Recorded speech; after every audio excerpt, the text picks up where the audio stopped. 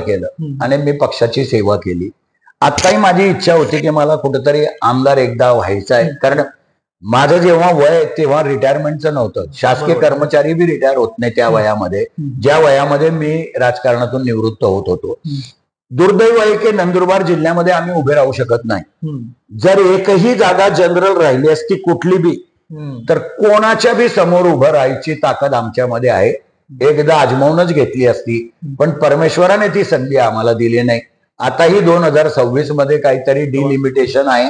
आम्ही डिलिमिटेशन कमिटीकडनं, कारण 50 वर्षापासून नंदुरबार मतदारसंघ राखीव आहे, अपेक्षा करूया की नंदुरबार मतदारसंघ भविष्यात जनरल होईल.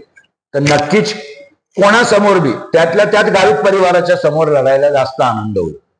मी हाच प्रश्न होतो, कारण राजकीय याच्यात वर्तुळात आहे. कारण अजितदादा पवारांचं व्यक्त केलं की पुढची जी 29ची निवडणूक होणार आहे ती अनेक मतदारसंघ वाढणार आहे, आणि त्यामध्ये असं नंदुरबार जिल्ह्यातला 1 किंवा 2 मतदारसंघ हा ओपन राहणार आहे. त्यावेळेस काय वाटेल तुम्हाला, म्हणजे तुमची कशी तयारी आहे? आम्ही कुठेही उभे राहणारच किंवा आमच्या विचाराचा आमदार निवडून आणण्यासाठी प्रयत्न करणार.